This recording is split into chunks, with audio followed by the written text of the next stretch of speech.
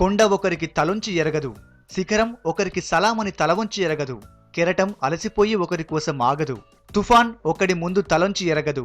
నా సునామీ, నా ఉప్పెన, నేను దాచుకున్న నా సైన్యం, నేను శత్రువుపై చేసే యుద్ధం, నేను ఎక్కుపెట్టిన బాణం, నా పిడికిట్లో ఉన్న వజ్రాయుధం, నా ఆసర ఆకాశంలో ఉన్న పిడుగు, స్నేహఋతుపవనం. వింటారా? వెనకాలే వస్తారా?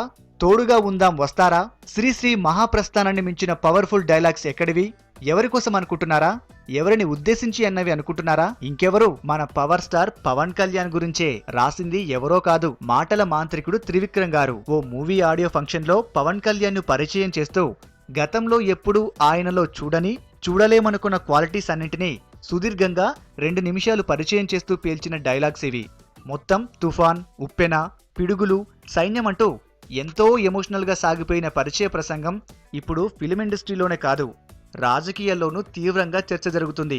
ఫుల్ లెంగ్త్ పొలిటికల్ ఎంట్రీకి రెడీ అవుతున్న టైంలో పేల్చిన ఈ డైలాగ్ బాంబులు రేపు కాని జనంలో పేల్చితే అబ్బబ్బబ్బా, దుమ్ము దుమారమే కాదు, ఫ్యాన్స్ అంతా ఫిదా అయిపోరు. పక్కా స్క్రిప్ట్ రైటర్ రాసిన డైలాగ్స్ కాబట్టి ఓకే, రేపు ఇష్యూ బేస్డ్ డైలాగ్స్ అయితే ఎలా పేల్చుతారు అని అదర్ సైడ్ నుంచి కౌంటర్ వస్తోంది. మొత్తానికి పవన్ కు ఓ పొలిటికల్ రైటర్ అయితే దొరికేశాడంటూ ఫుల్ డిస్కషన్ అనుకోండి. చూడాలి రాను ఇంకెన్ని పరిచయ డైలాగ్స్ పవన్ గురించి వినాల్సి వస్తుందో.